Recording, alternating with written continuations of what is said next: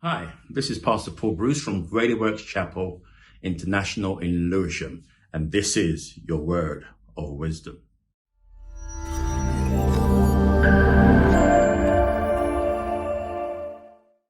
In the Bible, in the book of Kings, there is a well-known prophet that God has sustained by a brook.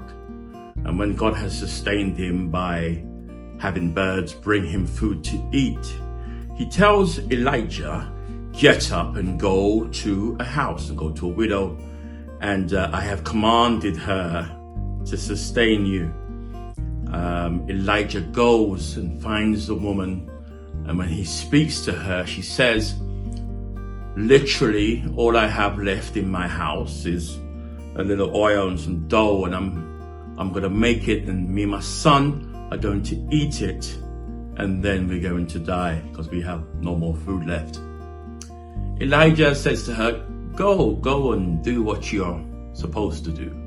But before you eat that, I want you to make me a loaf of bread, a small loaf of bread. Give it to me and you'll be fine. Now that's a crazy scenario because already she is about to die. She has already told the man of God, this is all I have left.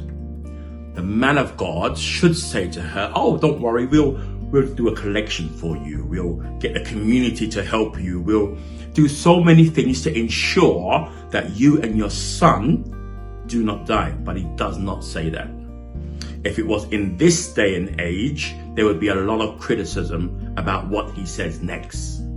Because he tells her, instead of giving it to your son, instead of eating it, instead of praying for her that God will bless her and multiply her, instead of going around to different people and asking them to come in and help her, he says, give it to me first. Lord have mercy. He says, give it to me.